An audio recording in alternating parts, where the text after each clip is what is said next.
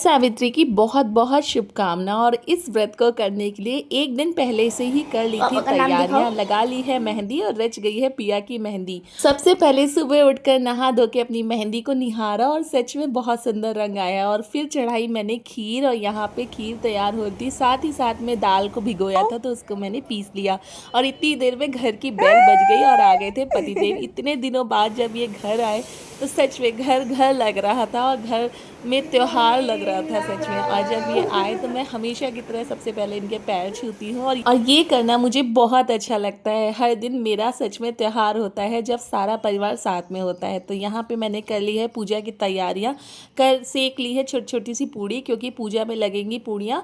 और यहाँ पे बरगद बनाए जाते हैं ऐसे गोल गोल करके और उनको चीनी में आटा को गूंद के और धीमी आंच पे इन्हें सेका जाता है।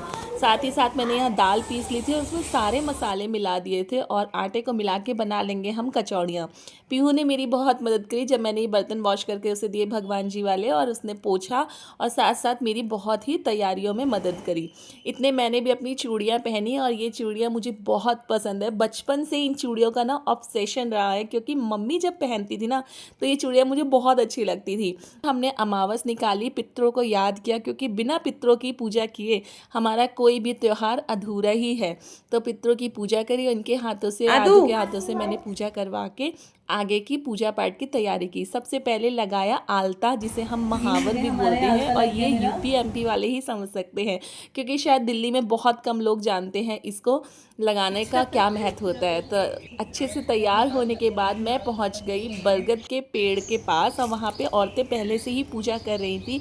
सारी चीज़ें चढ़ाई, श्रृंगार का सामान और जो भी फल फ्रूट मेवा जो भी चीज़ें हमें चढ़ानी होती है प्रसाद में हमने वो चढ़ाया।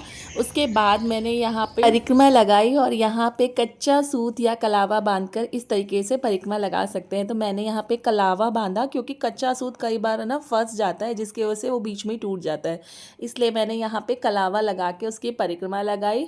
और उसके बाद अपना सुहाग लिया, जो गौरा माता हमने बनाई थी उससे सुहाग लेते हैं। और इस पंखे का बहुत महत्व होता है इस पूजा में। पहले यहाँ पे पहले वट वृक्ष की हवा करी जाती है, फिर उसके बाद ये जो चने होते हैं ये सबसे बड़ा टास्क होता है। तो 11 चने और जो बरगद के पेड़ में एक छोटा सा एक फल होता है उसको लेके पानी से गटकना होता है। और ये टास्क मेरे लिए सबसे ज़्यादा मुश्किल है क्योंकि मुझसे गटका नहीं जाता। फिर भी मैंने भगवान का नाम लेके और इसको एक ही बार में गटकना होता है। मैंने पानी पिया और इसको गटक लिया। सच में बहुत मुश्किल होता है। और मेरे पतिदेव इतना मजाक उड़ा रहे थे मेरा कि हद से ही ज़्यादा। फिर घर आने के बाद पतिदेव को उसी पंखे से हवा करी और उसके बाद उनका आशीर्वाद लिया। और ज़ोरों से भूख लगी हुई थी बच्चों को भी और पतिदेव को भी। तो सबसे पहले मैंने किचन में जाके अपनी ड्यूटी संभाली, इनको खाना खिलाया। सच में मेरे सर में इतना ज़्यादा दर्द हो रहा था तो पतिदेव ने कहा तुझे पक्का नज़र लगी है, तो उन्होंने नज़र उतारी।